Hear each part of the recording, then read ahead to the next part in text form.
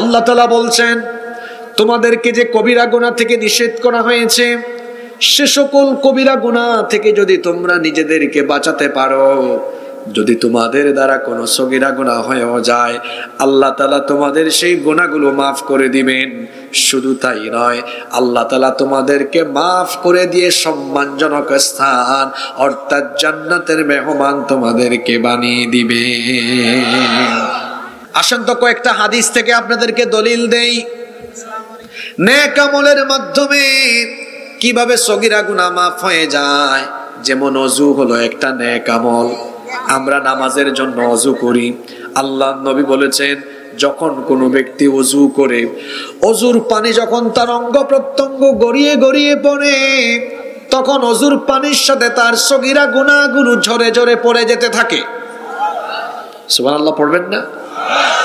আপনারা যখন ওযু করেন, ওযুর করার সময় মুখে যখন পানি নেন, যখন মুখে পানি নিয়ে কুলি করে মুখ থেকে পানি ফেলে দেন, তখন ওযুর পানির সাথে মুখের সগীরা গুনাহগুলো ঝরে পড়ে যায়।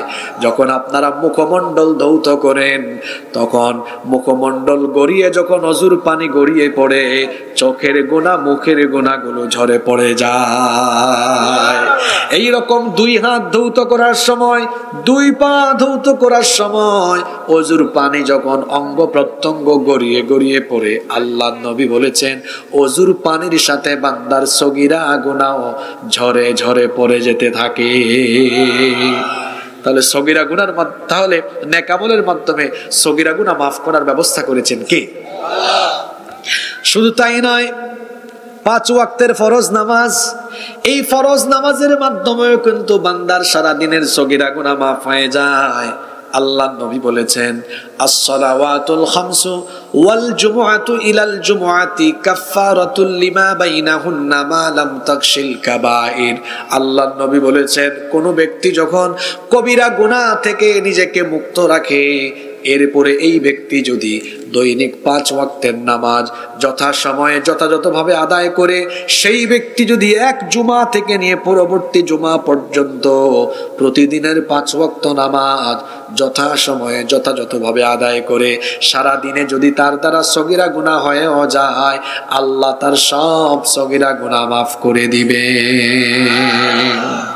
তাহলে বোঝা গেল নেক আমলের মাধ্যমে সগীরা গুনাহ মাফ করে দেন কে? আমি টাঙ্গাইলে প্রতি বছর অনেক জায়গায় আসি।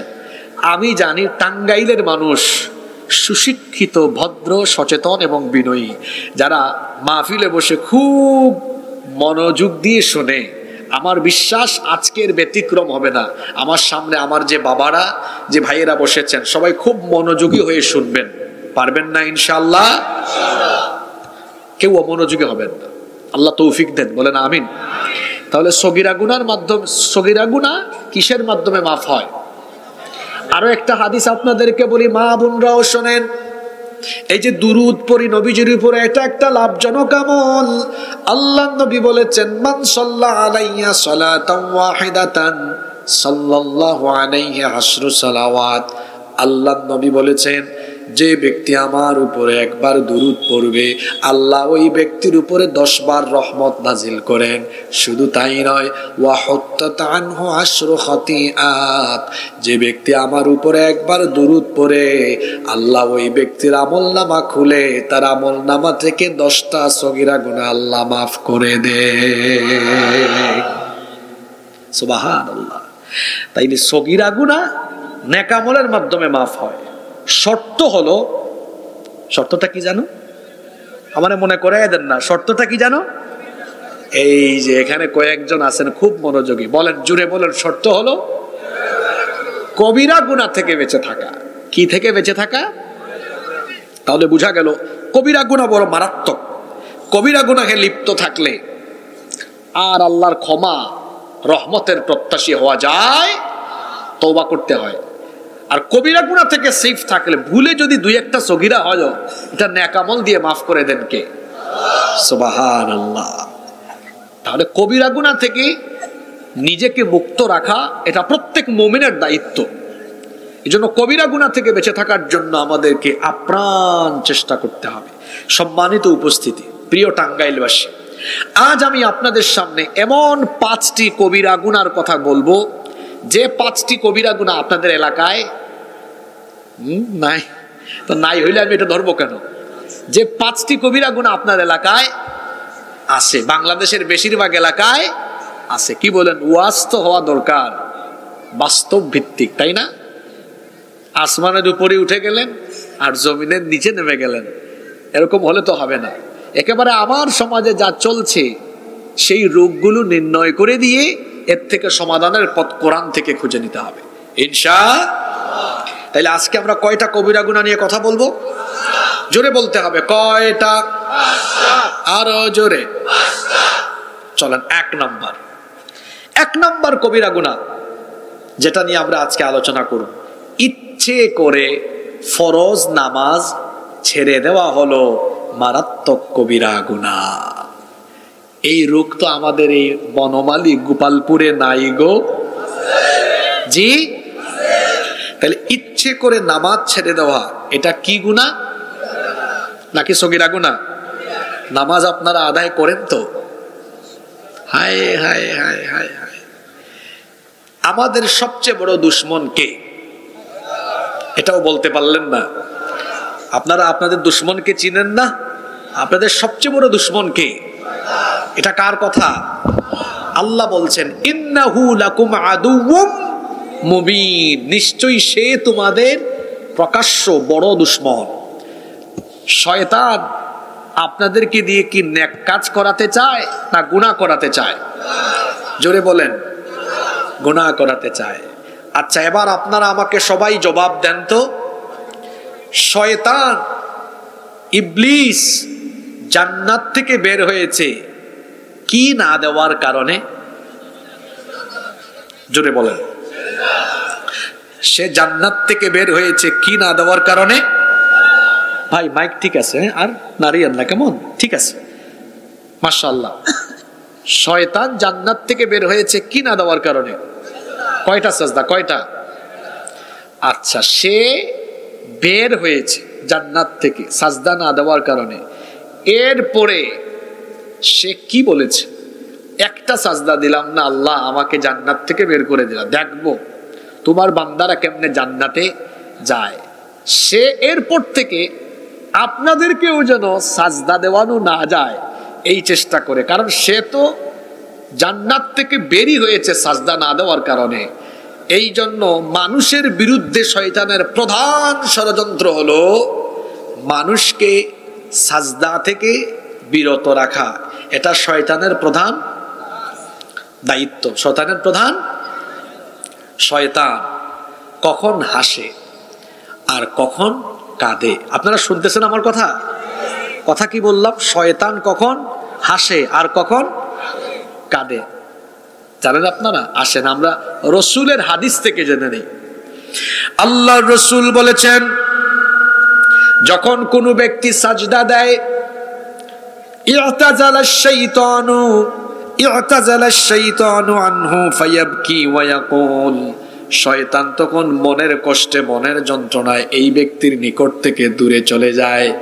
তারপরে সে কাঁদতে থাকে আর সে বলতে থাকে, ইয়া ওয়াইলি, দুর্ভাগ্য আমার, উমির ইবনু আদম বিসসুজুদ, আদম সন্তানকে সাজদা দেওয়ার হুকুম দেওয়া হলো, আদেশ দেওয়া হলো।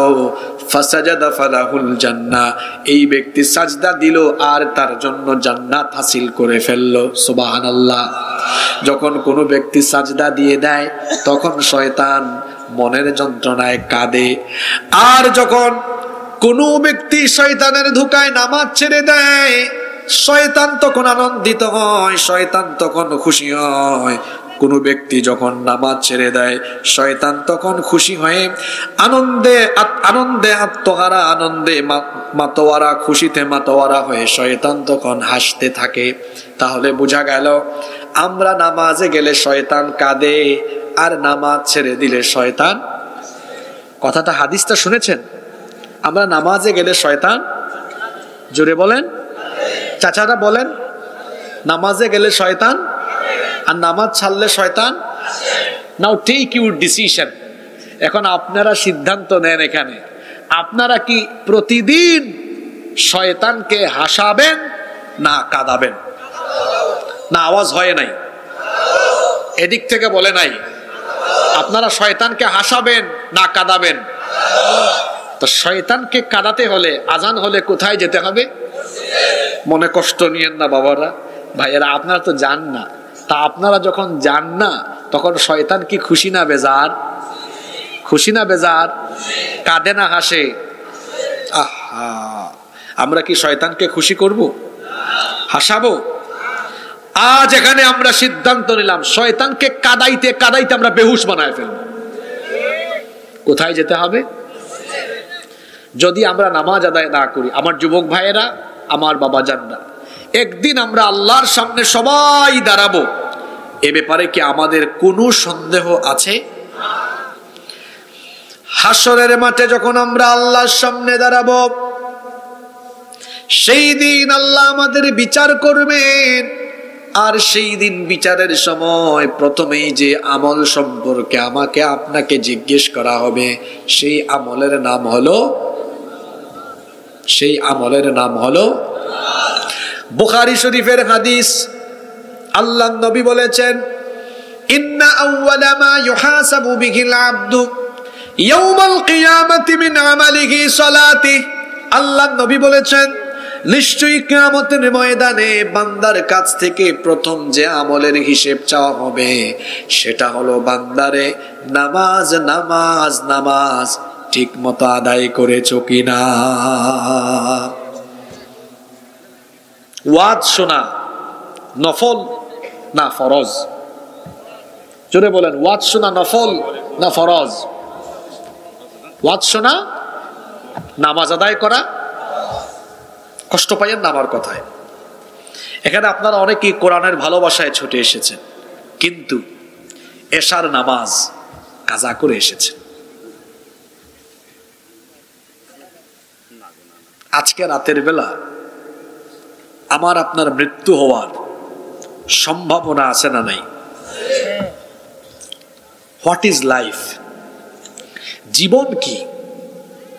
সবচেয়ে সুন্দর কথা বলেছেন ইমাম হাসান বসরি রাহিমাহুল্লাহ, ইবনে আদম ইন্নামা আনতা আইয়াম ইযা যাহাবা ইয়াউমিন যাহাবা বা'দুক। হে আদম সন্তান, তোমার জীবন গণনা করা কয়েকটা দিনের নাম। যখন একটা দিন যায় তোমার জীবন থেকে কিছু অংশ চলে যায়, আর কবরের দিকেই তো যাচ্ছ। আরবের এক প্রখ্যাত কবি লিখেছেন, হায়াতুকা আনফাসুন তুআদ্দু ফাকুল্লামা মাদা নাফাসুম মিনহা ইনতাকাসতা লাহু জুজআ। তোমার জীবন গণনা করা কয়েকটা নিঃশ্বাসের নাম। যখনই একটা নিঃশ্বাস ছেড়ে দাও তখনই তোমার জীবন থেকে কিছু অংশ কমে যায়। আপনি নামাজ আদায় করলেন না, ফজরের সময় আপনি ঘুমিয়ে থাকেন, খুশি হয় কে? কি বেকুব মানুষ ঘুমিয়ে আছে। এই জীবনের নাই কোনো ওয়ারেন্টি, নাই কোনো আছে নাকি? তো ফজরে যে ঘুমিয়ে থাকলেন, কেমন করে ঘুমাও তুমি, কেমন করে ঘুমাও তুমি, ফজর করে কাজা, এমন তো হতে পারে জোহরে জানাজা। ঠিক বলার দরকার নাই, শোনেন আগে, হৃদয় দিয়ে উপলব্ধি করেন। কত মানুষ ফজর কাজা করেছে জোহরের আগে, তার কফিন রেডি হয়েছে জানাজার জন্য। কিভাবে আপনি নামাজ কাজা করলেন? আপনি উত্তর দেন, কিভাবে নামাজ কাজা করলেন? কিয়ামতে প্রথম হিসাব হবে কিসের? জোরে বলে। নামাজ হলো মুমিনের পরিচয়। আল্লাহর নবী বলেছেন, বাইনাল আবদি ওয়া বাইনাল কুফরি তারকুস সালাহ। আল্লাহর বান্দা আর কাফিরের মধ্যে পার্থক্য হলো নামাজ ছেড়ে দেওয়া। আল্লাহর বান্দা নামাজ ছাড়তে পারেন। আজ যুবক ভাইয়েরা যৌবনের তাড়নায় তারা যৌবনকালীন বয়স রং তামাশায় কাটায়, নামাজে যায় না। অথচ এই যৌবনকাল হলো ইবাদতের সবচাইতে স্বর্ণালী সময়। একজন বয়স্ক মানুষের রুকু সাজদা নামাজের চাইতে একজন যুবকের রুকু সাজদা আর নামাজের দাম আল্লাহর কাছে অনেক অনেক বেশি। সুবহানাল্লাহ। তো চাচারা রাগ করেন না হুজুর, তা আমরা যে এত কষ্ট করে নামাজ আদায় করি, অসুবিধা নাই বাবা, আপনিও তো একদিন যুবক ছিলেন, যৌবনকাল যদি ভালোভাবে কাটাতে পারেন বুড়া কালেও ভালো সওয়াব পাবেন। কোন ব্যক্তি যদি যৌবনকালে ইবাদত করে কাটায়, বুড়া হয়ে গিয়েছে, এখন আর আগের মতো জুয়ান কালের মতো লম্বা সময় রুকু দিতে পারে না, লম্বা সময় সাজদা দিতে পারে না। যখন ফেরেশতা আমলনামায় সওয়াব লিখে আল্লাহকে জিজ্ঞেস করে, আল্লাহ এই লোক তো এখন ঠিকঠাক মতো রুকু সাজদা দিতে পারে না, কোন রকমে পড়ে, কোমরে ব্যথা, মেরুদণ্ডে ব্যথা, আল্লাহ সওয়াবটা কেমন দিব? আল্লাহ বলেন, তার আমলনামা পিছন দিকে উল্টায় যাও, দেখো তো তার যৌবনকালে সে ঠিকঠাক মতো আমাকে সাজদা দিয়েছে কিনা। ফেরেশতা যখন বলে, আল্লাহ তোমার এই গোলাম গোটা যৌবনকাল ইবাদতে কাটিয়েছে, আল্লাহ বলেন আমার বান্দা যৌবনকাল আমাকে দিয়েছে, এখন বুড়া কালে যেভাবেই হোক আমাকে সাজদা দিচ্ছে, রুকু দিচ্ছে, এখন সওয়াব আর বুড়া কালের নামাজের সওয়াব দিও না, যৌবন কালে নামাজ যেভাবে আদায় করেছে, যেভাবে সওয়াব দিয়েছো ঠিক ওইভাবে করে এখনো তার আমল নামায় সওয়াব লিখো। সুবহানাল্লাহ। যুবক ভাইয়েরা, এই যৌবন কালের অনেক দাম। আল্লাহর রাসূল বলেছেন, কিয়ামতের ময়দানে 7 শ্রেণীর মানুষকে রব্বুল আলামিন আরশের ছায়ার নিচে জায়গা দিবেন। এর মধ্যে এক শ্রেণীর মানুষ হলো ওয়াশাবুন নাশাআ ফি ইবাদাতিল্লাহ, যে যুবক তার যৌবনকাল আল্লাহর ইবাদতে কাটিয়েছে, আল্লাহকে সাজদা দিয়েছে, ইবাদত করেছে, সেই যুবককে কিয়ামতের দিন আল্লাহ দয়া করে ডেকে তার আরশের ছায়ার নিচে জায়গা করে দিবেন। আল্লাহ ফেরেশতাদেরকে বলবেন, বনমালী গোপালপুরের ওই 18, 20, 22, 24, 26, 28, 30 ওই ইয়াং বয়সের ছেলেরা কোথায়? ফেরেশতারা বলবে, আল্লাহ এদেরকে খুঁজতেছেন কেন? আল্লাহ বলবেন, কেন খুঁজি বুঝো না? এরা আজান হলেই মসজিদটাকে গিয়ে ভরপুর করে ফেলতো, আজ এই যুবকগুলোকে ডেকে আনো, এদের জন্য কষ্ট না হয়, এদেরকে আমার আরশে আজিমের ছায়ার নিচে স্থান করে দাও। সুবহানাল্লাহ। যুবক ভাইয়েরা, আপনারা কি এই সম্মান, এই মর্যাদা কিয়ামতে চান না? আমার যুবক ভাইয়েরা, আপনারা চান কি না? তাহলে আজান হলে যাব কোথায়?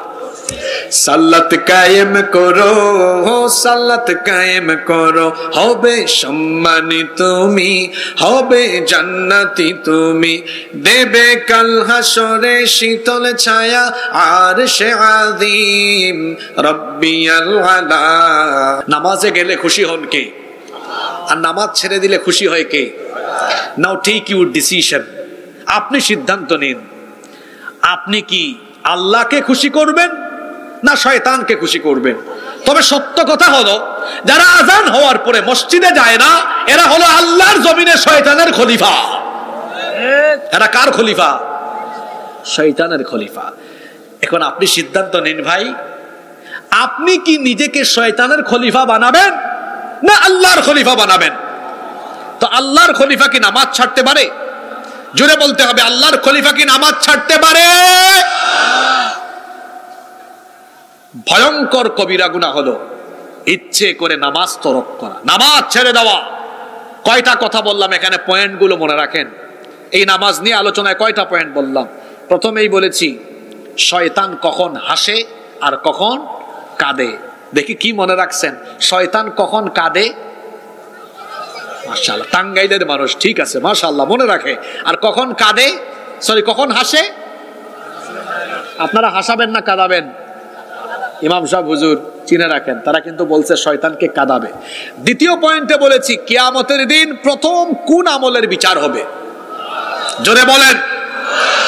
তৃতীয় পয়েন্টে বলেছি এটি এমন একটা ইবাদত, যে ইবাদত ছেড়ে দিলে পরে আর জান্নাতের কোনো আশাও করা যায়। আমার দিকে তাকান, এখানে যদি মাথা ছাড়া, এই যে এটা মাথা ছাড়া যদি 3-4 জনের দেহ রাখা হয়, ডিএনএ অথবা ফিঙ্গারপ্রিন্ট টেস্টিং ছাড়া এই ব্যক্তিকে কি তার পা থেকে গলা পর্যন্ত দেখে এই ব্যক্তির পরিচয় নির্ণয় করা যাবে? তাহলে দেখেই একজন ব্যক্তির পরিচয় বোঝার একটা অন্যতম সহজ উপায় হলো তার ফেস বা গলা, মাথা দেখা। মাথা একজন ব্যক্তির পরিচয় খুব সহজেই শনাক্ত করে। আস-সালাতু হিয়া রাসুল ইবাদাহ, নামাজ হলো ইবাদতের মাথা বা ইবাদতের মগজ। মাথা ছাড়া যেমন একজন ব্যক্তির পরিচয় সহজে পাওয়া যায় না, ঠিক তেমনি ইসলামের ইবাদতের মাথা নামাজ ছেড়ে দিয়ে ওই ব্যক্তির পরিচয় সহজে মুসলমান হিসাবে পাওয়া যায় না। মুসলমানের পরিচয় সে কখনো নামাজ ছাড়তে পারে।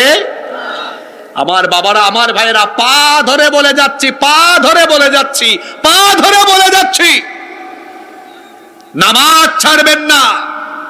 আমার সব কাজ পড়ে, আমার নামাজ হলো আগে, আমার নামাজ আগে।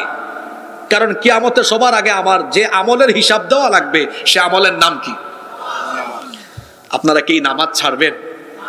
আল্লাহ, আমরা ভুল করে হয়তো অনেক নামাজ ছেড়ে দিয়েছে, আজকে তওবা করছি, আল্লাহ আমাদেরকে মাফ করো, আর মৃত্যুর আগ পর্যন্ত সব নামাজ আমাদেরকে মসজিদে গিয়ে জামাতে আদায় করার তৌফিক দান করো। আপনারা কি আমার কথায় কষ্ট পেয়েছেন? সম্মানিত উপস্থিতি, আমার প্রিয় টাঙ্গাইলবাসী, তাইলে 1 নাম্বার কবিরা গুনাহ, সেটা কি? ইচ্ছে করে নামাজ ছেড়ে দেওয়া। আজকে কয়টা কবিরা গুনাহ নিয়ে আমরা কথা বলবো? ওই যে 2 জন উঠছে না, এরকম আর কি উঠিয়েন না, উঠলে মানুষ ভাববে এই পয়েন্টটা তার সাথে মিলছে। বুঝছেন ব্যাপার? কখনো উঠাউঠি করে না। ক্লাসের ভালো ছাত্রকে ক্লাস শেষ না করে দাঁড়ায়। আমি আগেই বলেছি, আমি টাঙ্গাইলে সব সময় দেখেছি মানুষ মোনাজাতের আগে কখনো জায়গা থেকে দাঁড়ায়ও না। আজকেও তার ব্যতিক্রম হবে না ইনশাআল্লাহ।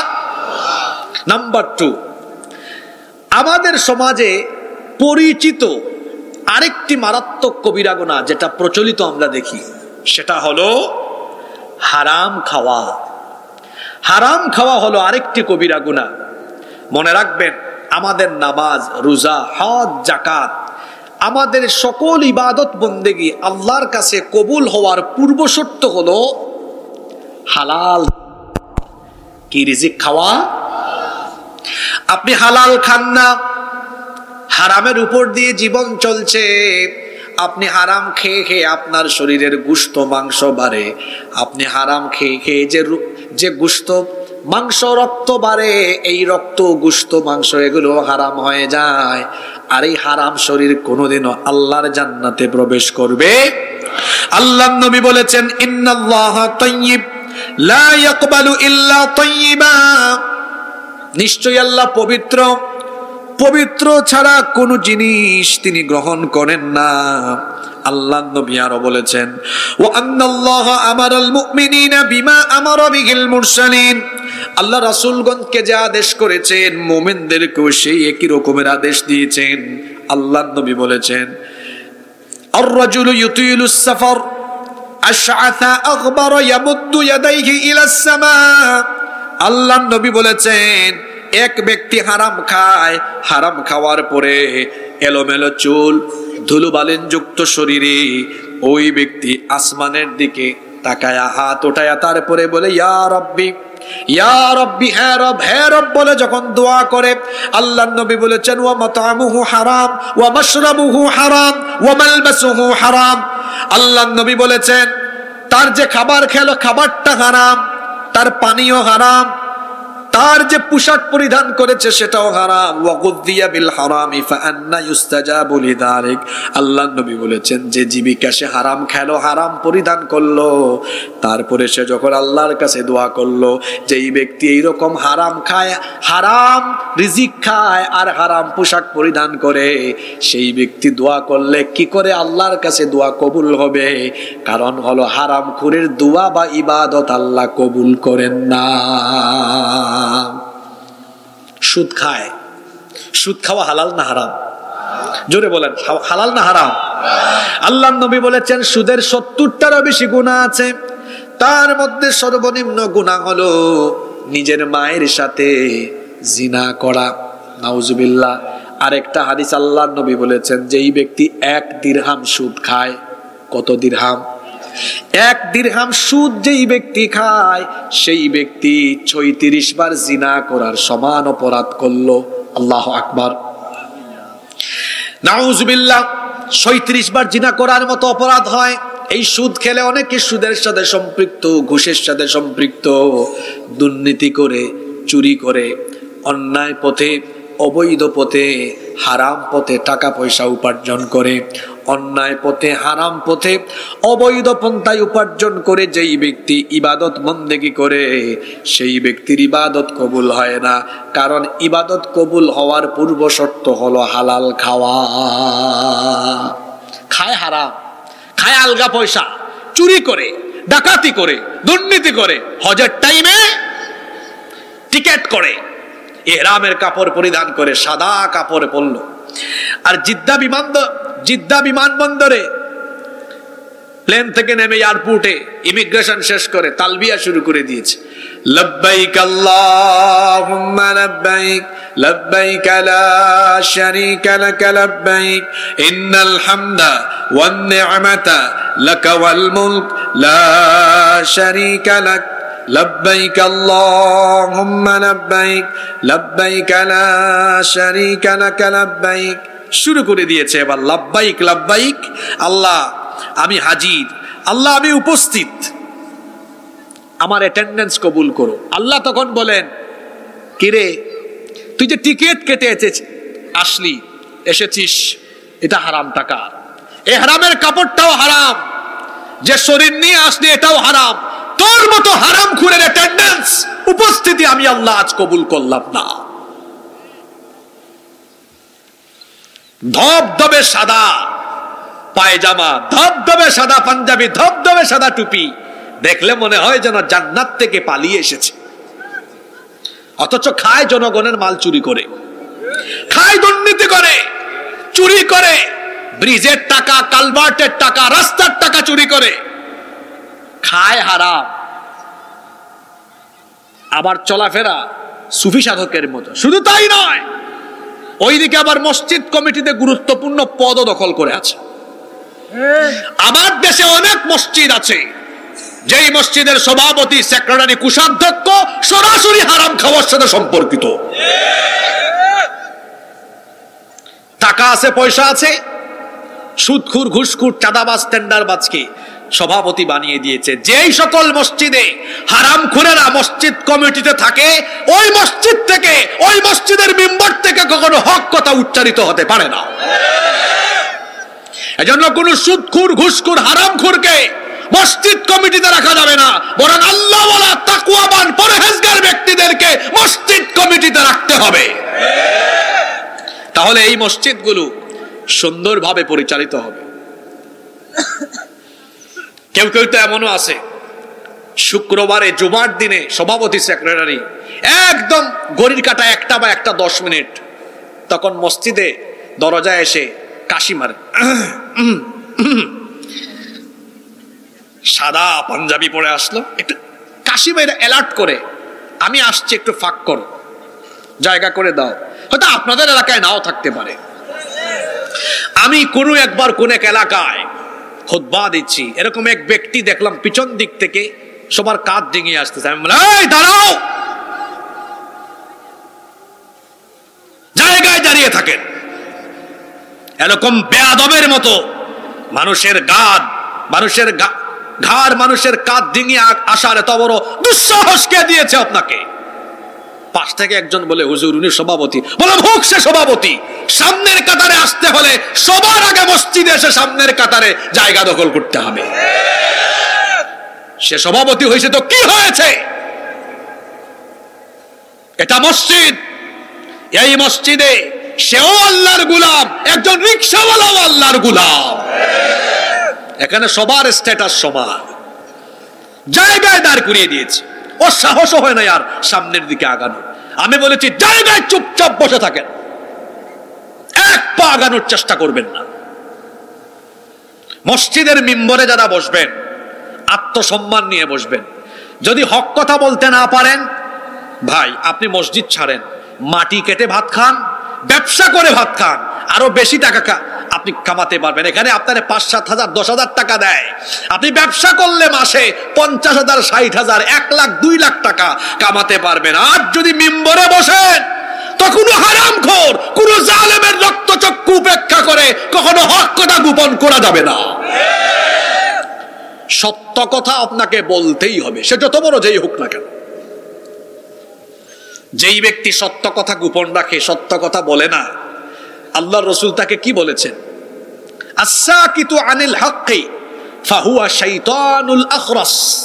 যে ব্যক্তি সত্য কথা গোপন রাখে, সত্য বলা থেকে চুপ থাকে, সে হলো বুবা শয়তান। কি শয়তান? জোরে বলেন, কি শয়তান? বুবা শয়তান হওয়া যাবে না।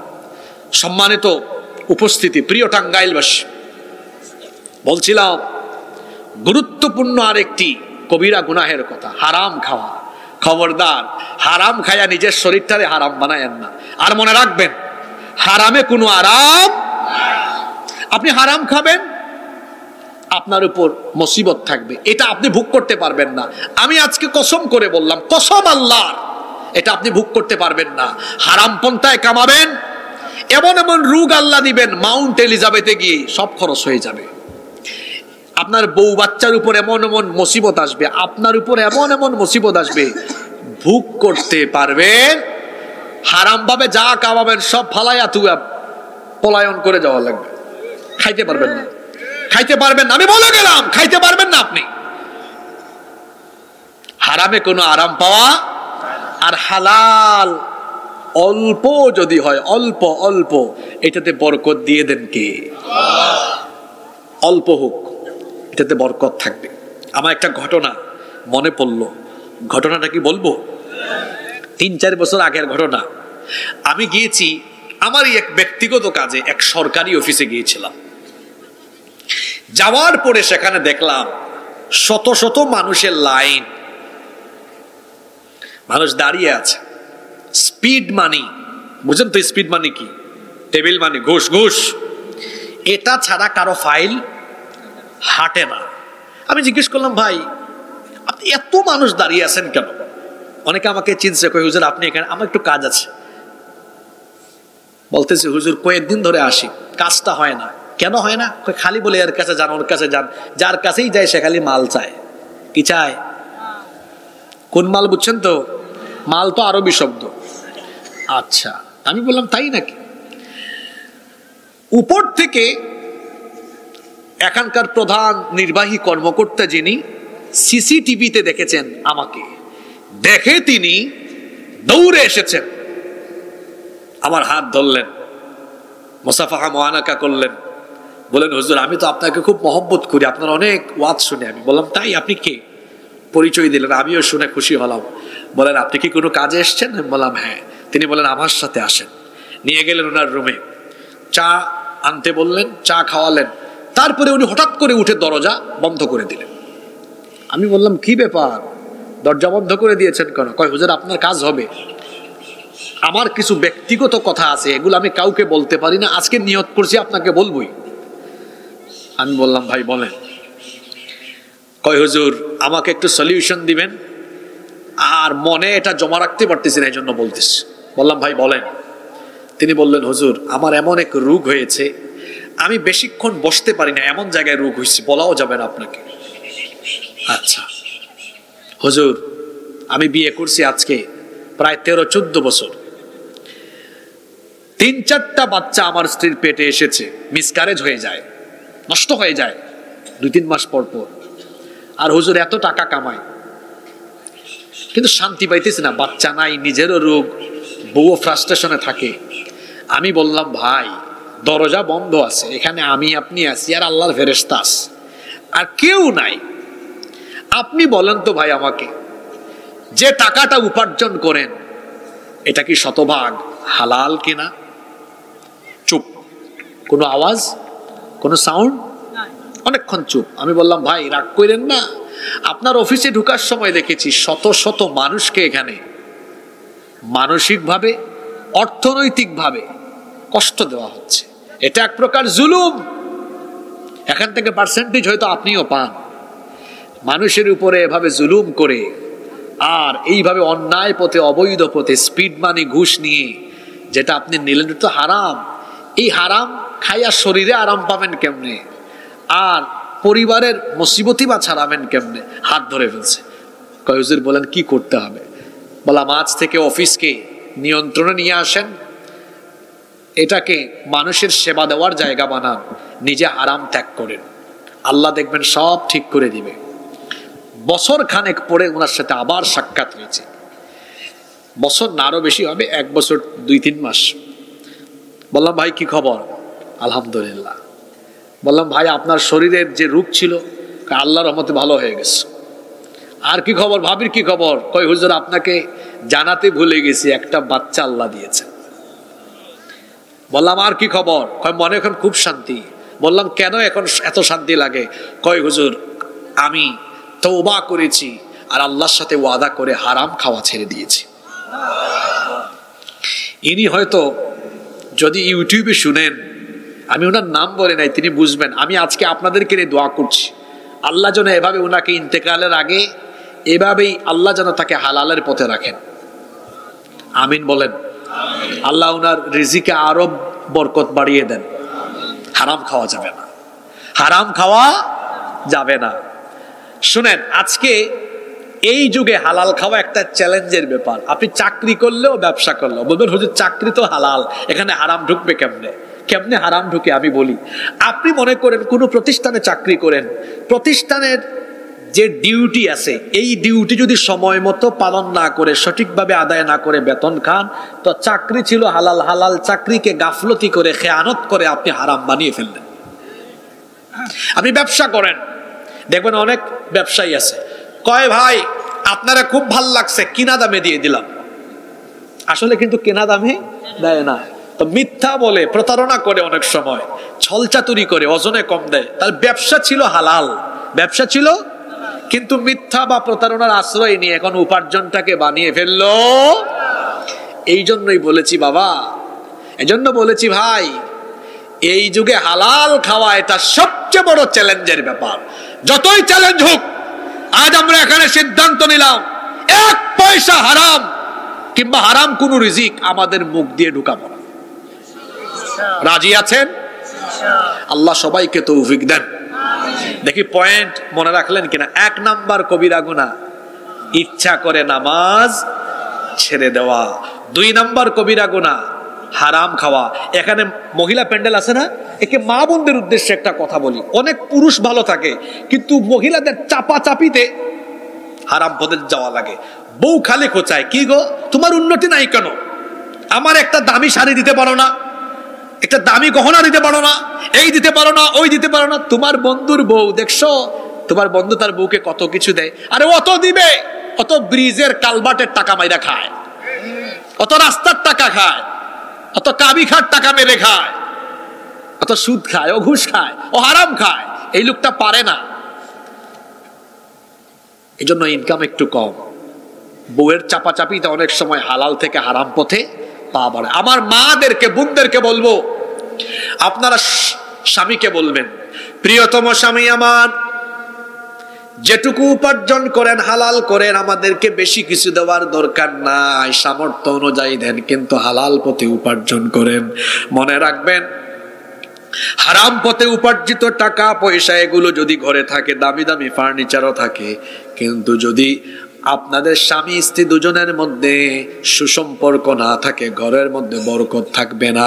আর স্বামী স্ত্রী উভয়ে যদি দিনদারিতার ভিত্তিতে জীবনযাপন করেন, টাকা পয়সা দামি দামি আসবাবপত্র না থাকলেও স্বামী স্ত্রী দুইজনের দিনের উপর থাকার কারণে ঘরের মধ্যে বরকত যে তিনি ভরপুর করে দিবেন তিনি কে? এজন্য হালাল খেতে হবে। রাজি আছেন? আপনাদের মনে বেশি কষ্ট হয়ে যাচ্ছে তাই না? আপনারা তো একটু পরে বাড়ি যাবেন, আর আমি আজকে চট্টগ্রাম যাব। এখান থেকে প্রায় 400 কিলোমিটার তো হবে, পুরা রাত সফর করব। তাইলে আপনারা বেশি দূরে যাবেন না আমি বেশি দূরে যাব? তাইলে টেনশন আপনাদের বেশি না আমার বেশি? তা আপনারা মোনাজাত পর্যন্ত থাকবেন তো ইনশাল্লাহ? 3 নাম্বার কবিরা গুনাহ হলো মানুষের হক নষ্ট করা। মানুষের কি নষ্ট করা? এই ওয়াজগুলো আপনারা সব জায়গায় শুনবেন না, এগুলো দরকারি কথা, জরুরি কথা। এগুলো হক হলো 2 প্রকার। হক কয় প্রকার? একটা হলো হাক্কুল্লাহ, আল্লাহর হক, আরেকটা হলো হাক্কুল ইবাদ, বান্দার হক। আচ্ছা, আল্লাহর হক কি? নামাজ, রোজা, হজ, যাকাত, ইবাদত বন্দেগী এগুলো আল্লাহর সাথে সম্পর্কিত, এগুলো হাক্কুল্লাহ, আল্লাহর হক। আপনি যদি আল্লাহর কোনো হক নষ্ট করেন, আল্লাহ চাইলে এগুলো মাফ করে দিতে পারেন কি পারেন না? এটা সম্পূর্ণ আল্লাহর ইখতিয়ার। আল্লাহ যদি কোনো ব্যক্তিকে মাফ করে দেন, এতে আমাদের কোনো কিছু করার নাই। কিন্তু হাক্কুল ইবাদ, বান্দার হক যদি কোনো ব্যক্তি নষ্ট করে, তাহলে যে ব্যক্তির হক নষ্ট করলো সেই ব্যক্তি তাকে মাফ করবে না যতক্ষণ, কিংবা ক্ষতিগ্রস্ত ব্যক্তির কাছে তা যতক্ষণ আল্লাহ আপনাকে ক্ষমা করবেন না ততক্ষণ। একটা উদাহরণ দেই। এই বনমালীতে এক লোক কয়েকজনের জায়গা দখল করেছে। অবশ্য জায়গা দখল আপনাদের এলাকায় হয় না, জি করছে জায়গা দখল কইরা ওমরায় গেছে, হজে গেছে, গিয়ে কাবা শরীফের দরজা আছে না, একদম দরজায় লটকে লটকে বলতেছে এরকম, আল্লাহ মাফ করো, আল্লাহ মাফ করো। আল্লাহ তখন তারে কই কি জানেন? তোর মতো হারাম করে মাফ করতাম কেমনে? তুই আগে তোর গ্রামের আব্দুল সালাম সাহেবের যে জায়গা জমি দখল করেছিস, তার জায়গা তারে ফিরাইয়া দে, তার কাছে মাফ চা, আগে তার হক তারে ফিরাইয়া দে। তার হক তারে ফিরাইয়া দিবি না যতক্ষণ, তোর মতো হারাম করবে আমি ক্ষমাও করব না ততক্ষণ। বান্দার হক এটা বড় গুরুত্বপূর্ণ বিষয়। আল্লাহর হক নষ্ট করলে, আমি আবারও বলছি, এটা মাপ পাওয়া ইজি ব্যাপার। বলবেন হুজুর ইজি কেমনে? দুইটা কাজ করেন। সেটা কি? চোখের পানি ছাড়েন আর ভিক্ষার হাত তুলেন। চোখের পানি, আহা আল্লাহর কত দয়া। এই যে রাত হয়ে গেল, রাতের বেলা সবার দরজা বন্ধ হয়ে যায়, একজনের দরজা খোলা, তিনি কে? চোখের পানি ছাইড়া দেখেন না, হাতটা তুলেন আর চোখের পানি ছাড়েন। এই চোখের পানি গড়িয়ে গড়িয়ে নাকের ডগায় আসার আগে এই পানি দিয়ে আল্লাহ সব গুনার একদম ধুয়ে মুছে সাফ করে দিবেন।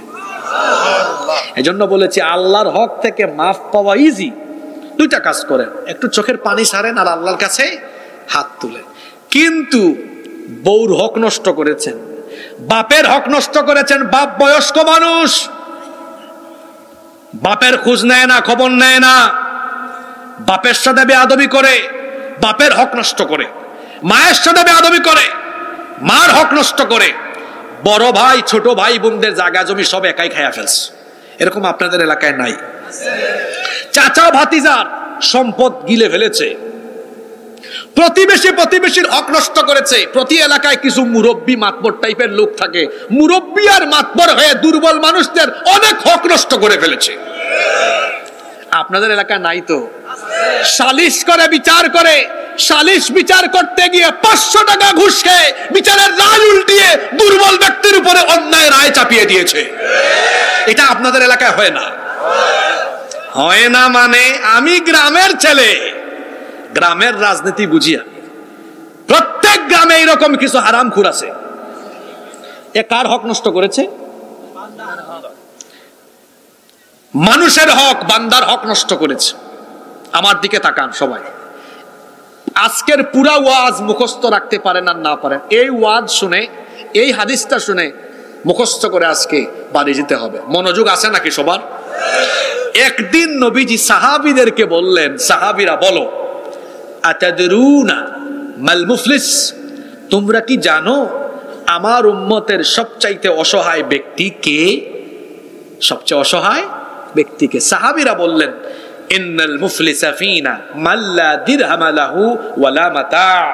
আমাদের উম্মতের সবচেয়ে অসহায় ব্যক্তি হলো সেই ব্যক্তি যার বাড়ি নাই, ঘর নাই, মাতা মানে ভোগ্য সামগ্রী নাই, দিরহাম মাল্লা দিরহাম লাহু, দিরহাম নাই, টাকা নাই, পয়সা নাই, ওয়ালা মাতা ভোগ্য সামগ্রী, বাড়ি ঘর জায়গা জমি কিছুই নাই। অর্থাৎ যার টাকা নাই, পয়সা নাই, বাড়ি নাই, ঘর নাই, সে হলো অসহায়। আপনাদের দৃষ্টিতে উত্তর যৌক্তিক এবং সঠিক মনে হচ্ছে, তাই না? কিন্তু আল্লাহর রাসূল বললেন তোমাদের উত্তর সঠিক নয়। সাহাবীরা বললেন, তাহলে আপনি বলেন ইয়া রাসূলুল্লাহ, কে আমাদের উম্মতের সবচেয়ে অসহায়?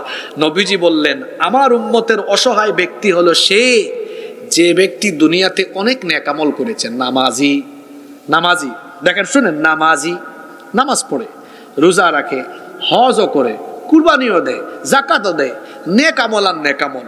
কিয়ামতের মাঠে যখন উঠবে, আমার হাতে একটা পোস্টার দেখতে পাচ্ছেন আপনারা, এই পৃষ্ঠায় লেখা আছে না?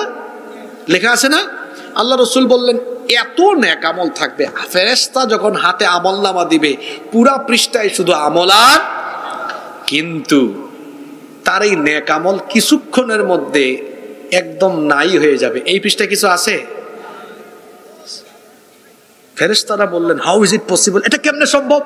এত নেক আমল মুহূর্তেই কোথায় হারিয়ে যাবে? রাসূল বললেন, এই ব্যক্তি নেক আমল করেছে, আল্লাহর হক আদায় করেছে, কিন্তু এই লোকটা মানুষের হক নষ্ট করত। কিয়ামতের দিন নেক আমল দেখে লোকটা খুশি, জান্নাতে যাওয়ার জন্য রেডি। আল্লাহ বলবেন, এই দাঁড়া। দুনিয়াতে বহু মানুষ তোর সাথে সম্পর্কিত বহু ঘটনার বিচার পায় নাই, আজকে বিচার হবে। বিচার করবেন কে? আল্লাহ বলবেন, এই লোক যত মানুষের হক নষ্ট করেছে। ওই যে দুনিয়াতে গ্রামের মাতব্বর, কেউ তার উপর মাতবরি করতে পারে না। আল্লাহ বলবেন, রাখ, আজকে তোর বিচার আমি করব। এরে দাঁড় করাও। এরপরে এই ব্যক্তি যতজনের হক নষ্ট করেছে সবাইকে আনা হবে। এই তোমার কি সমস্যা? জায়গা জমি খেয়ে ফেলছে। তোমার কি সমস্যা? মিথ্যা মামলা দিয়েছে। তোমার কি সমস্যা? অন্যায়ভাবে ফাঁসি দিয়ে ফেলেছে। তোমার কি সমস্যা?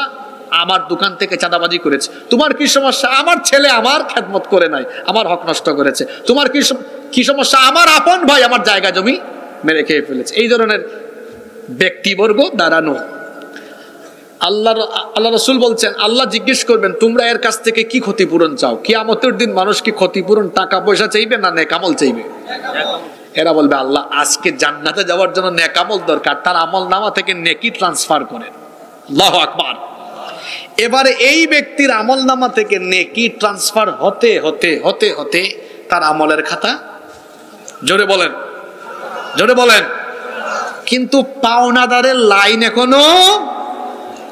আল্লাহর নবী বলেছেন, এত নামাজি, এত রোজাদার, এত আমলদার হয়েও মানুষের হক নষ্ট করে নেক আমল নিয়ে দাঁড়িয়েও তার নেক আমল মানুষকে দিয়ে দিয়ে দিয়ে দিয়ে জাহান্নামী হবে যেই ব্যক্তি, আমার উম্মতের অসহায় হলো সেই ব্যক্তি।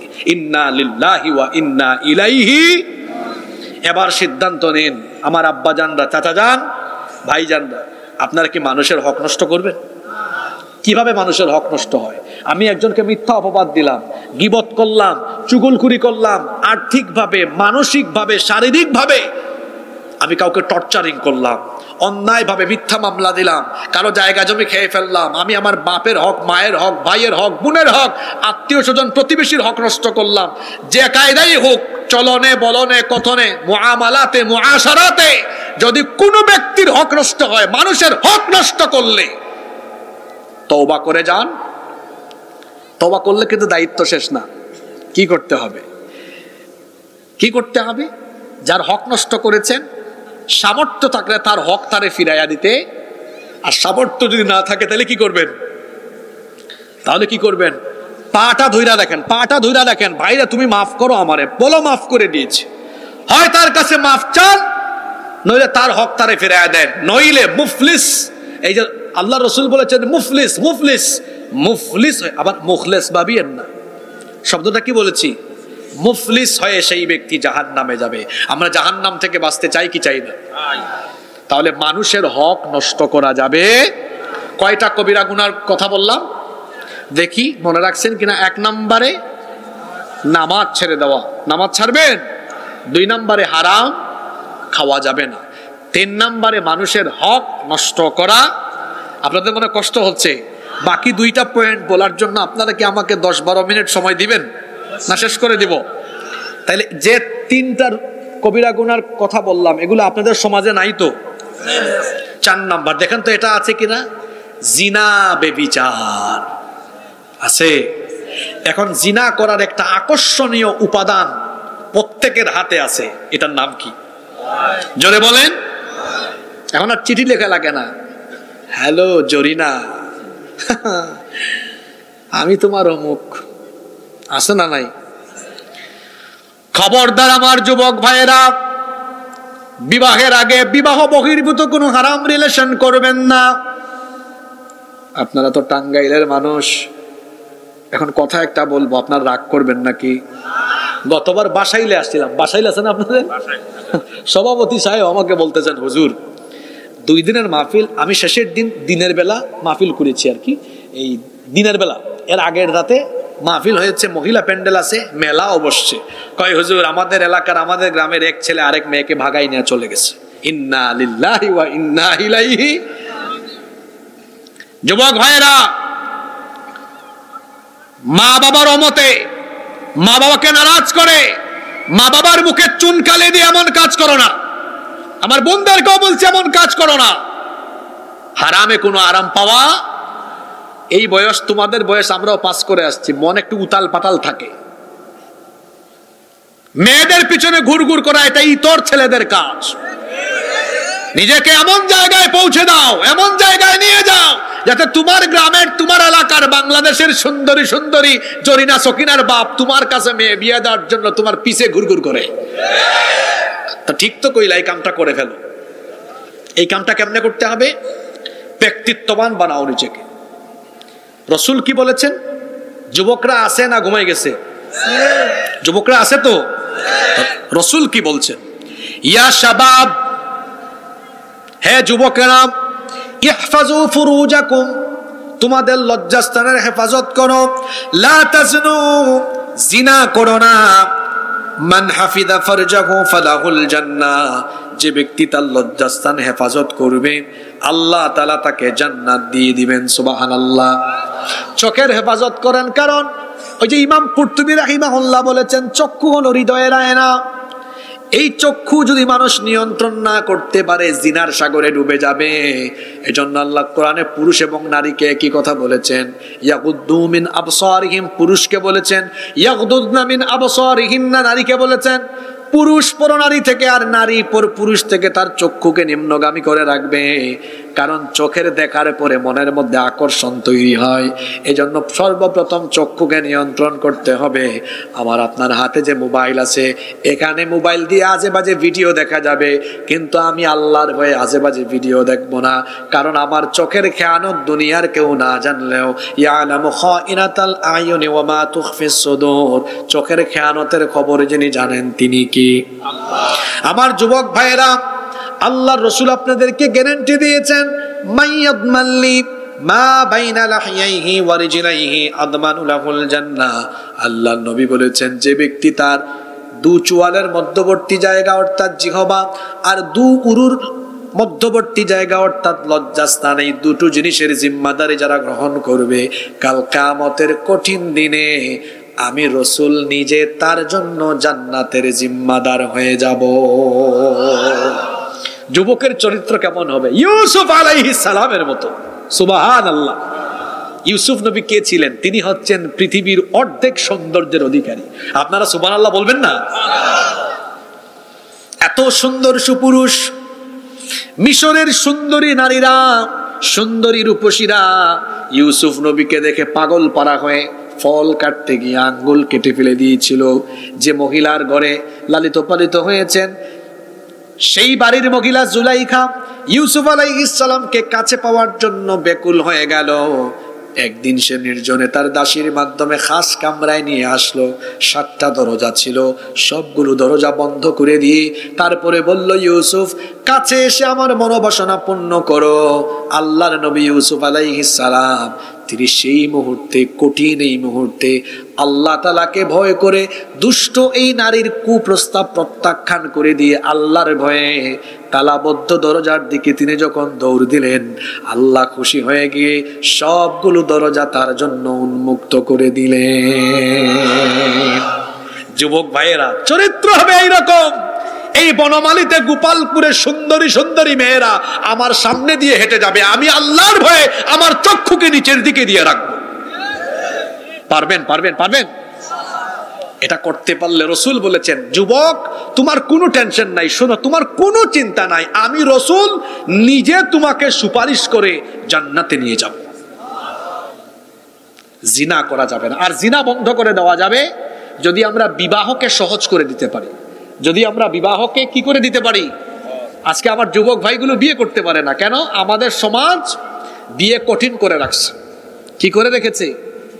লক্ষ লক্ষ টাকা লাগে, ছেলেরা বিয়ে করতে চায় তো মেয়ের বাপ বলে, বাবা তোমার কত টাকা আছে, তোমার গাড়ি আছে, বাড়ি আছে, আনমেরিড ছেলেরা এখানে আছো না? শুনতেছো আমার কথা? হ্যাঁ, তোমাদেরকে একটা কৌশল শিখাই দেই। যে মেয়ের বাপ বলবে তোমার গাড়ি বাড়ি আছে কিনা, পাল্টা প্রশ্ন করবা, চাচা আমার বয়সে আপনার কয়টা বাড়ি আর কয়টা গাড়ি ছিল? কি উত্তর ঠিক আছে? একটা ছেলে 25-26 বছরে পড়াশোনা শেষ করে, ওর কি তখন গাড়ি বাড়ি হয় না? ওটা হইতে 35-40 বছর লাগবে। আপনি জিজ্ঞেস করেন, বাবা তুমি 5 ওয়াক্ত নামাজি কিনা, হালাল পথে উপার্জন করো কিনা? যদি দেখেন হালাল পথে উপার্জন করে নামাজি, মেয়েটাকে বিয়ে দিয়ে দেন, সারা জীবন এই ছেলের কাছে আপনার মেয়ে সুখে শান্তিতে থাকবে। সুবহানাল্লাহ। কি আনমেরিড ছেলেরা কথা ঠিক আছে না? বিয়ে কঠিন বানায় ফেলছে। কয় মোহরানা দিতে হবে। আপনাদের এলাকায় জানি না কিরকম মোহরানা, কি বেশি নাকি এলাকায়? বেশি। আনুমানিক সর্বনিম্ন কত হয়? 5 লাখ টাকা কই পাবে দেখেন তো? এই ছেলে 5 লাখ টাকা কই পাবে? অত চাকরি করে 15,000-20,000 টাকা বেতন, তার 5 লক্ষ টাকা জমাইতেই বয়স হয়ে যাবে 32 বছর, অর্ধেক পেকে যাবে। ও বিয়ে করবে কখন? এটা কি ইসলামের সুন্নাহ? হ্যাঁ, আল্লাহর রাসূল অনেক সাহাবীকে বিয়ে দিয়েছেন, বলেছেন তোমার কাছে কি কোনো কিছু আছে মোহরানা দেওয়ার মতো? এখানে আলেমরা বসে আছে। কয় কিচ্ছু নাই। কয় আসলে কি কিছুই নাই? বাড়ি থেকে লোহার আংটি আনছে, ওইটা বিক্রি করে অল্প মোহরানা দিয়েছেন। আরেকজনকে বলেছেন তোমার কাছে কিছু আছে? কয় কিচ্ছু নাই। আল্লাহ রাসূল বলেছেন যে মেয়েকে বিয়ে দিবেন, এই তুমি কি কোরআন পারো? কয় পারি না। ছেলেকে বলেছেন তুমি তারে কোরআন শিখাবা, এটাই তোমার মোহরানা। আর আপনি কি করেছেন? আচ্ছা, মুসা নবীর কাহিনী আছে না কোরআন শরীফে? মুসা নবীর বিয়ে হয়েছে কিভাবে? মুসা নবীর 2 মেয়ে, ওই যে কুয়ার কাহিনী জানেন না? ওইদিকে গেলে লম্বা হয়ে যাবে, কাহিনীটা বললে অনেক লম্বা হবে। আমি সংক্ষেপে শুধু মূল কাহিনীটা বলি। মূল কাহিনীটা বলছি শোনেন। মুসা আলাইহিস সালাম তার মেয়েদেরকে বললেন যাও ছেলেটাকে নিয়ে আসো। ওই যে তারা কুয়ার, সরি শুআইব আলাইহিস সালাম, থ্যাংক ইউ, ধন্যবাদ আপনাকে। শুআইব আলাইহিস সালাম তার মেয়েদেরকে বললেন, তার মেয়েরা বাড়িতে চলে গেছে ওই দিন তাড়াতাড়ি। বললেন কি ব্যাপার তোমরা এত তাড়াতাড়ি আসছো কেন? কুয়ায় পানি পান করাইতে লেট হয়, পুরুষ মানুষরা আগে করায়, তারপরে তারা তারা তাদের পশুপালকে পানি পান করায়। কয় একজন যুবক আজকে আমাদেরকে সাহায্য করেছে। কয় তাই নাকি? তাকে একটু পুরস্কার দেওয়া দরকার, যুবকটাকে নিয়ে আসো। তারা গেছে আনতে। সেই যুবক হলেন মুসা আলাইহিস সালাম। সুবহানাল্লাহ পড়েন। তিনি আবার ওখানে বসে দোয়া করছেন, আল্লাহ ফেরাউনের টেনশনে আমি মিশর ছেড়ে মাদিয়ানে আসছি, এখানে আমার উত্তম রিজিকের ব্যবস্থা করে দিও। সুবহানাল্লাহ। ওই মেয়ে আসছে, 2 মেয়ে এসে বলতেছে আমাদের আব্বা আপনাকে ডাকছেন, তিনি আপনাকে পুরস্কার দিতে চান। মুসা নবী মনে মনে ভাবছেন আল্লাহ মনে হয় দোয়া কবুল করে ফেলেছেন। সুবহানাল্লাহ। তিনি মেয়েকে বললেন তুমি আমার পিছনে যাও, তোমরা আমার পিছনে যাও। যুবক ভাইরা দেখেন, মহিলা মানুষ সামনে যদি হাঁটাহাঁটি করে ফিতনা হয়, এজন্য পুরুষ সামনে থাকবে। বলেছেন পিছনে যাও, আমি সামনে যাই। গিয়েছেন, যাওয়ার পরে সব কাহিনী শুনলেন। শুআইব আলাইহিস সালাম বললেন তুমি তো বড় অসহায় মানুষ, আহা তুমি সেই মিশর থেকে এসেছো।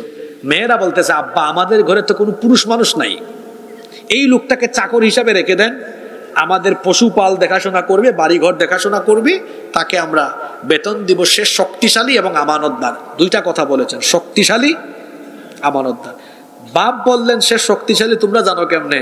কয় আব্বা যেভাবে ভিড়ের মধ্যে আমাদের পশুপালকে পানি পান করিয়েছে।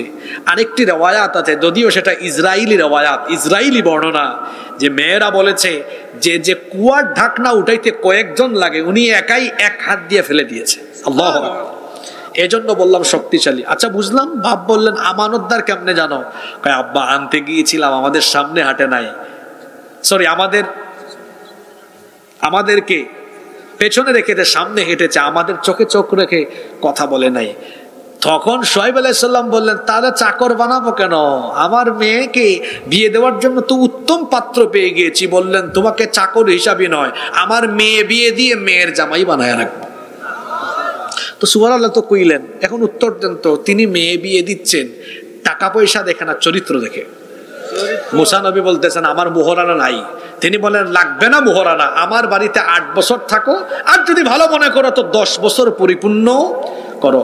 এখন মুসা নবী মেয়ে বিয়ে দিয়েছেন, কিছু বলবেন? মুসা নবী মেয়ে বিয়ে দিয়েছেন, আপনারা বলেন টাকা পয়সা দেখে না চরিত্র দেখে? আপনারা কি দেখেন? হায় হায় হায় হায় আচ্ছা, এতদিন যা হওয়ার হয়ে গেছে, আমরা এখন থেকে কি দেখব? আর এই যে আনমেরিড ছেলেগুলো আছে, বিয়ে করতে পারতেছে না, আনমেরিড অনেক মেয়েরাও আছে, এরা যখন সঠিক বয়সে বিয়ে করে না, অত প্রেম করে, ওরা পীড়িত করে, গার্লফ্রেন্ড বানায়, বয়ফ্রেন্ড বানায়। একটু সঠিক সময়ে বিয়ে দেওয়ার ব্যবস্থা করে দেন, দেখবেন কেউ কাউকে গার্লফ্রেন্ড বয়ফ্রেন্ড বানাবে না, হারাম রিলেশন করবে না, আমাদের সমাজ পবিত্র সমাজ হয়ে যাবে।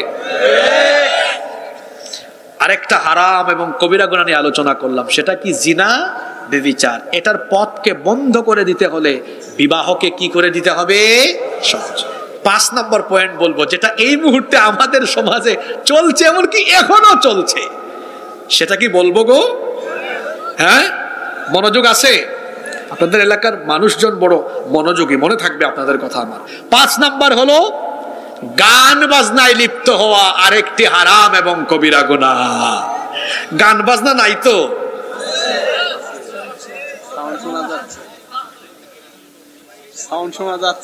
শোনা যায়? কি পালন করে? এই তো কি পালন করে? 16ই ডিসেম্বর। এই যে এই সুন্দর ছেলেটাও বলেছে মাশাআল্লাহ, 16ই ডিসেম্বর পালন করে।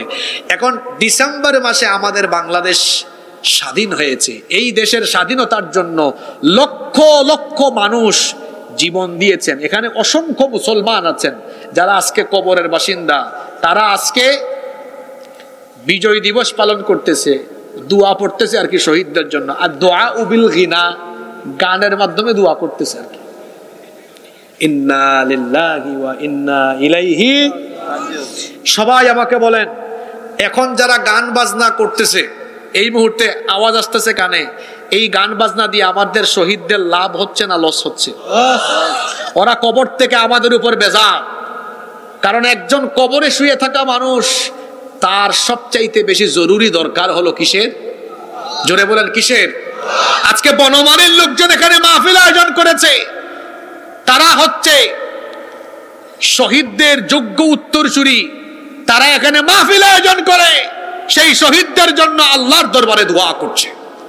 এই জন্য প্রকৃত দেশপ্রেমিক হলো এরা, যারা গান বাজনা না করে শহীদের জন্য দোয়া করে। 21শে ফেব্রুয়ারিতে আপনারা কি করেন? ফুল নিয়ে যান। আপনারা আমাকে বলেন তো, কবরে শুয়ে থাকা মানুষের লক্ষ লক্ষ কোটি কোটি টাকার ফুলের দরকার আছে? জোরে বলেন, দরকার আছে? এই টাকাগুলা কার? জনগণের টাকা। আপনারা আমার কথা রাগ করছেন? আমি কি রাষ্ট্রবিরোধী কোনো কথা বলছি? না না, আমি আপনাদের বিবেকের দরজায় করাঘাত করছি। আচ্ছা বলেন তো, মাটির নিচে যদি ফুল বাগান না থাকে, তো আপনি মাটির উপরে ফুল বাগান বানাই দিলে লাভ আছে? ফুল বাগান, জান্নাতের ফুল বাগান কবরকে বানিয়ে দেওয়ার জন্য ফুল আর গান বাজনা নয়, দরকার কিসের? জোরে বলেন, দরকার কিসের? গান বাজনা হালাল না হারাম? আল্লাহর নবী বলেছেন, ইয়ামবুতুন নিফাকু ফিল কলবি কামা ইয়ামবুতুল মাউজ যারা। পানি সেচ দিলে যেমন ফসলের উৎপাদন বাড়ে, ঠিক তেমনি গান বাজনার মাধ্যমে মানুষের অন্তরে নিফাক বাড়ে। গান বাজনার মাধ্যমে মানুষের অন্তরে কি বাড়ে? নিফাক বাড়ে। এজন্য খবরদার, গান বাজনায় নিজেকে লিপ্ত করবেন না। গান যদি শুনতে মন চায়, আমার দেশে কলরব আছে না, সাইমুম আছে না, কি সুন্দর গজল গায়, গান গায়, কত সুন্দর গান, এগুলো শোনেন। আর আল্লাহর শানে যে গান গজল গাওয়া হয়, সেটা সুন্দর কম না বেশি? তোমার নামে যদি গান গাওয়া হয়, গান সুন্দর হয়। তোমার নামে যদি গান গাওয়া হয়, গান সুন্দর হয়। তোমার সৃষ্টি পানে যদি চাওয়া হয়, চোখ সুন্দর হয়। তোমার নামে যদি গান গাওয়া হয়, গান সুন্দর হয়। কার নামে? আল্লাহর নামের গান যেমন সুন্দর, আল্লাহ তেমন দুনিয়া সুন্দর, মানুষ সুন্দর, আসমান সুন্দর, জমিন সুন্দর, সুন্দরে সুন্দরে পাল্লা, জানি না কত সুন্দর তুমি আল্লাহ, জানি না কত সুন্দর তুমি আল্লাহ। সুবহানাল্লাহ। এই গান বাজনা হারাম করে দিয়েছেন কি? আল্লাহ রাসূল বলেছেন ইন্না মিন আশরাতিস সাআহ, নিশ্চয়ই কিয়ামতের একটা আলামত হলো আইয়ুকসারাল গিনা। অন্য হাদিসে বলেছেন ইয়াতি আলান নাসি জামান ইস্তাহিল্লুনাল হিদ ওয়াল হারিরা ওয়াল খামরা ওয়াল মাআজিফ। অচিরেই এমন এক উম্মত, শেষ জামানায় এমন কিছু মানুষ আসবে যারা গান বাজনাকে হালাল বানিয়ে ফেলবে। আজকে গান বাজনা কেমন হালাল জানেন? আমাদের ঘরে বিয়ে শাদী এখন গান বাজনা ছাড়া উদ্বোধনই হয় না। এখন আমাকে বলেন গান বাজনা এটা হালাল না হারাম? আর বিয়ে কি শুধু সামাজিক অনুষ্ঠান না ইবাদত? তো বিয়ের মতো ইবাদত, ভালো কাজ, আপনি গান বাজনার মতো নাপাক জিনিস দিয়ে শুরু করলেন। আল্লাহর কসম, এই ছেলে মেয়ের বিয়ে হওয়ার পরে এই দম্পতির ঘরে যে ছেলে মেয়ে আসবে এগুলো থাকবে না, দিন দিন ছাকা নাকা মার্কা নাপাক সন্তান হবে। খবরদার আমার যুবক ভাইয়েরা, আপনাদেরকে অনুরোধ করে গেলাম, এই অশ্লীল, এই যে দেখতেছেন আওয়াজগুলা কেমন জাহান্নামের আওয়াজের মতো। 21শে ফেব্রুয়ারি ভাষা দিবস, সেই দিন অনেকে হিন্দি গান বাজায়, বাংলা গান বাজায় না। আমার কথা কি বাস্তব না অবাস্তব? আমরা আমাদের শহীদদের জন্য আজকের মাহফিল থেকে দোয়া করছি, আল্লাহ আমাদের দেশের স্বাধীনতার জন্য যারা জীবন দিয়েছেন, যারা মুসলমান আছেন, তাদের প্রত্যেকের কবরকে জান্নাতুল ফেরদাউস বানিয়ে দাও। শহীদদের জন্য দোয়া করলে সেই দোয়া কাজে লাগবে, গান বাজনা কোনো কাজে লাগবে না। তাই আজকে কয়টা কবিরা গুনার কথা বললাম? এখন বলেন তো, এই 5টা কবিরা গুনাহ আমাদের সমাজে আছে না নাই? দেখি কারা কারা মনে রাখছেন। আমি আঙ্গুল তুলবো, আপনারা বলবেন। 1। মাশাআল্লাহ, দেখছেন আনিস ভাই, আপনার এলাকার মানুষ খুব ভদ্র। আনিস ভাইও শিক্ষক, আপনিও শিক্ষক না? মাশাআল্লাহ। দেখেন আজকের মাহফিল সফল। একটা মাহফিলের পরে যদি শ্রোতা আলোচনার সামারি মুলাখাস বলতে পারে, তার মানে মাহফিলের শ্রোতা মনোযোগী ছিল। অনেক জায়গায় মাহফিল আছে বক্তা নিজেও জানে না কি বলছে, হুজুর নিজেও জানে না কি বলছে, শ্রোতা নিজেও জানে না। এরকম হইলে হবে না। দেখি তো আজকের আলোচনার সামারিটা আমরা বলতে পারি কিনা। 1 নাম্বার কবিরা গুনাহ আজকে আলোচনা হয়েছে, কি ছেড়ে দেওয়া? আমরা কি নামাজ ছাড়বো? আর কোনোদিন নামাজ ছাড়বো না। আমাদের ইমাম সাহেব হুজুরের সামনে, যেহেতু তিনি আমাদের মসজিদের ইমাম, হুজুরের সামনে হাত তুলে দেখাই কারা কারা রাজি আছেন? মাশাআল্লাহ, আল্লাহ সবাইকে কবুল করেন, আল্লাহ মা বোনদেরকেও তৌফিক দেন। 2 নাম্বার কবিরা গুনাহ কি খাওয়া? জোরে বলেন। আমরা হারাম খাবো না ইনশাআল্লাহ। 3 নাম্বার কবিরা গুনাহ কি? নষ্ট করা হক, শুধু না, কিসের? কার হক? বান্দার হক আমরা নষ্ট করব না ইনশাআল্লাহ। মাশাআল্লাহ। 4 নাম্বার জিনা ব্যভিচার, ওয়ালা তাকরাবুজ জিনা, জিনার নিকটেও যেও না। হুকুমটা কার? 5 নাম্বার এই যে চলতেছে থাকদিন না দিন দিন দিন, যুবকেরা এখানে সিদ্ধান্ত নিলাম এই সব শয়তানি কাজের কাছেও আমরা যাব না ইনশাআল্লাহ। এই 5টা কবিরা গুনাহ আমাদের প্রচলিত সমাজে চলছে, এগুলো আল্লাহ এগুলো থেকে আমাদেরকে হেফাজত করেন। আলোর পথে 24 24 ঘন্টা শুধু ইসলাম প্রচার।